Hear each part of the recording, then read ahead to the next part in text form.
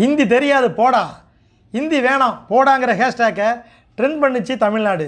பதிலடியா திமுக வேணாம் போடாங்கிற ஹேஷ்டேக்கும் ட்ரெண்ட் ஆச்சு. இந்தி எதிர்ப்பு வாசகங்களை, தமிழ் ஆதரவு வாசகங்களை டிஷர்ட்டில் போட்டு பிரபலங்கள் ஃபோட்டோவுக்கு போஸ்ட் கொடுத்ததெல்லாம் நடந்துச்சு. ஆனாலும் தமிழ்நாட்டில் ஒரே அடியாக இந்தியை விரட்ட முடியாது. ஏன்னா தனியார் பள்ளிகளில் குழந்தைகள் ஹிந்தி படிக்குது, ஹிந்தி பேச்சு போட்டி நடக்குது, ஹிந்தி பாட்டு போட்டி நடக்குது. இந்த வீடியோவில் சத்தமாக ஹிந்தி ரைம் பாடுற குழந்தை பேர் ஆதிரா, யூகேஜி படிக்கிறாங்க. அவங்க அப்பா தமிழ் பற்றாளர், ஆனால் ஸ்கூலில் அவரோட குழந்தை ஹிந்தி ரைம் பாடுது.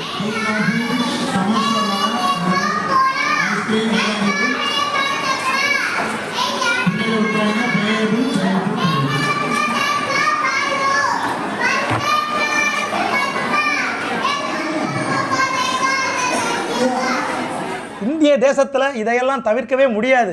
ஏன்னா இந்திக்கான விதையை 1918 தமிழ்நாட்டில் விதைச்சது மகாத்மா காந்தி. தேசம் ஒருங்கிணையணும், வடக்கு தெற்கு மாநிலங்கள் ஒருங்கிணையணும், அதுக்கு பெரும்பாலான இந்திய மக்கள் இந்தியில் பேசணுங்கிறது காந்தியோட எண்ணமாக இருந்துச்சு.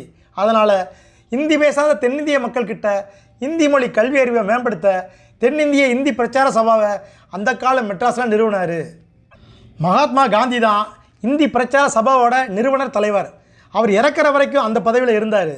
இந்திய அரசாங்கத்தோட பங்களிப்பில் ரூபாய் 85 லட்சம் செலவில் தேசிய இந்திய ஆராய்ச்சி நூலகமே இயங்கி வருது. தமிழ்நாடு உள்ளிட்ட பிற மாநிலங்கள்லேயும் பரிச்சயா, பிராத்மிக், மத்தியமா, ராஷ்டிரபாஷா, பிரவேசிகா, ராஷ்டிரபாஷா விசாரத், ராஷ்டிரபாஷா பிரவீன்னு இந்திக்கான தேர்வுகளை நடத்துகிறாங்க. தமிழ்நாட்டு அரசியல் இந்தி திணிப்பை எதிர்க்கிறது எல்லாம் ஒரு விதத்தில் நியாயமாக பேசப்படுது.